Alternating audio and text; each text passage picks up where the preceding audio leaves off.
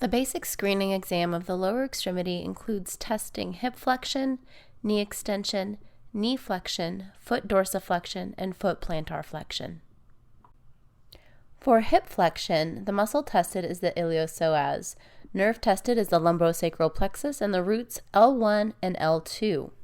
Ask the patient to lift their knee towards the sky.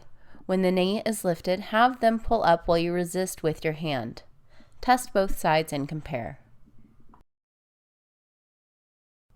When testing knee extension, we test the quadriceps femoris muscle, the femoral nerve, and roots L3 and L4.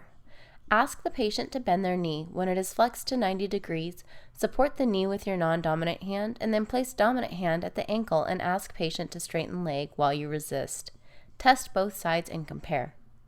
For knee flexion, the muscle tested are the hamstrings, with the nerve being the sciatic and the roots being L5 and S1.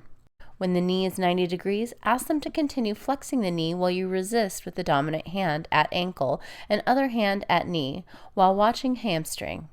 For foot dorsiflexion, the muscle tested is the tibialis anterior, with the nerve being the deep peroneal and the roots being L4 and L5.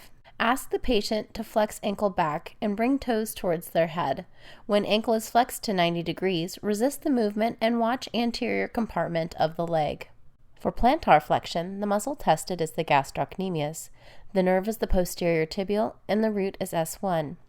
Ask the patient to point their toes while their leg is straight or slightly bent and resist this movement with hand on plantar surface of the foot.